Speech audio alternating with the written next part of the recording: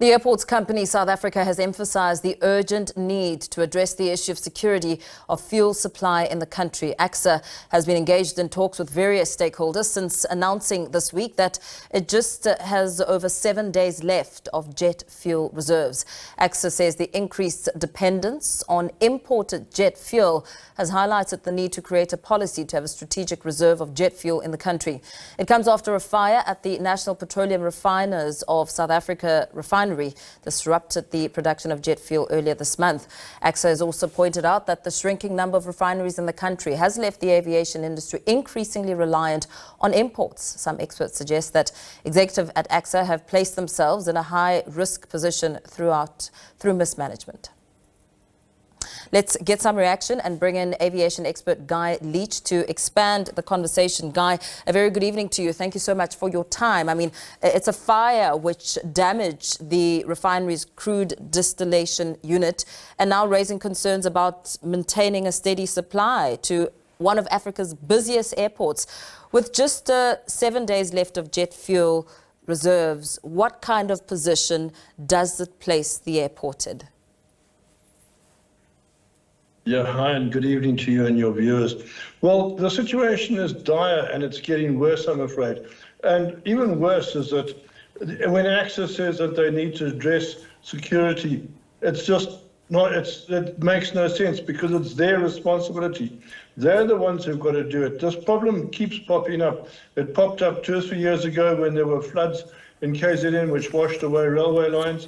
And now here we have it again. And we had a similar problem with fuel security and supply in early December, just over 5 weeks ago, when a valve broke. There's just no backup system at all for our Tambo, and that's placing the entire airline industry in jeopardy. It's placing the fact that what it's doing is it's making it less and less attractive for airlines to fly into Johannesburg, and that's obviously really bad news for the Johannesburg economy and the whole South African economy. The fact of the matter is they've known for the last 10 years that the storage facilities at OR Tambo are inadequate.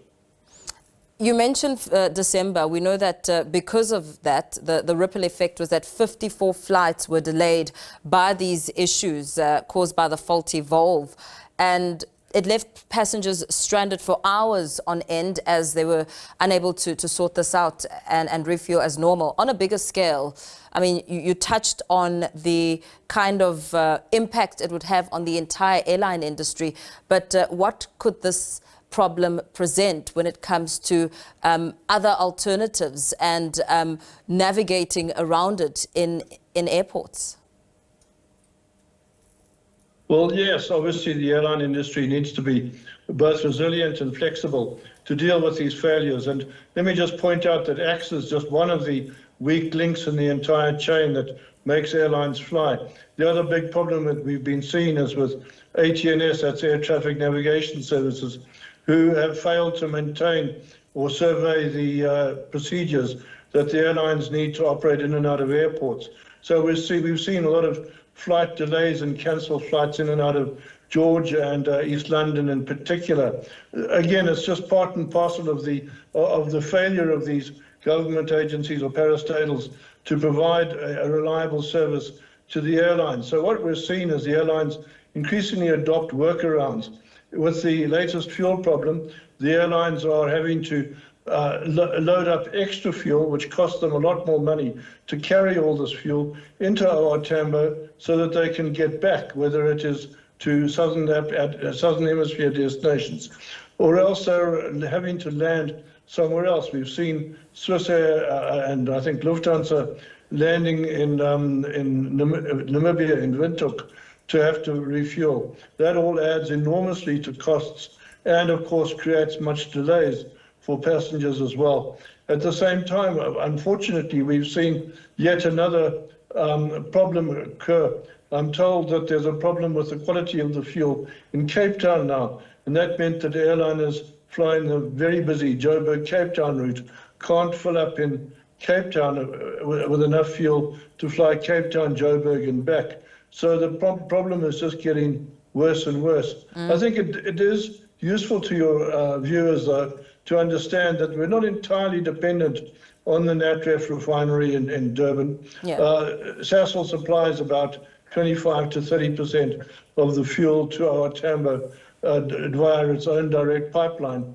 And then, of course, we are continuously importing fuel, normally from Maputo and Durban, but I understand the Maputo fuel is not available. So we're having to either rail or fuel in from Durban, or put a plug in and clean up the normal fuel pipeline for aviation fuel. All of these are big problems, and the fact that there's only 10 days reserve means that the airline industry is not going to be able to get through to the end of February, which is when the Natref had promised to have the refinery back online. I mean, you mentioned a number of issues there, but also speaking about how there are other options.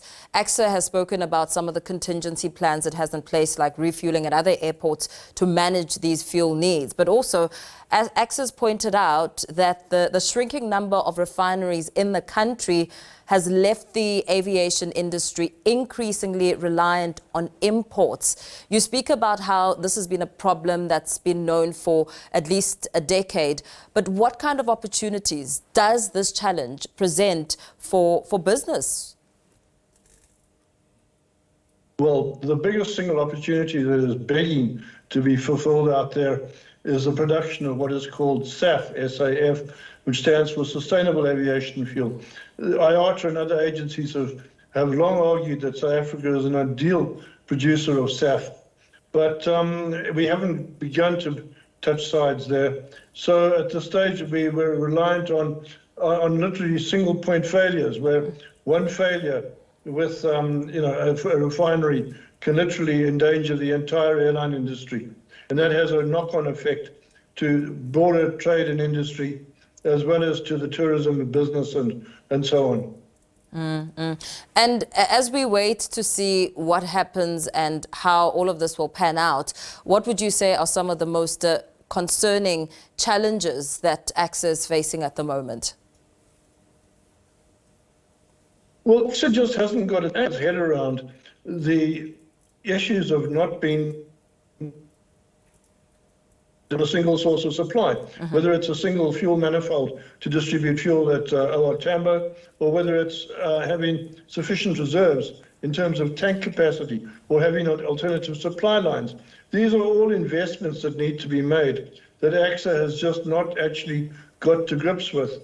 It's part of the broader deindustrialization and decline of South Africa that we are not paying attention to make the necessary investment in the infrastructure that key transport modes and links actually need. Yeah, very well. Thank you so much for weighing in on this discussion. Leaving it there for now. Aviation expert Leitch expanding on the conversation.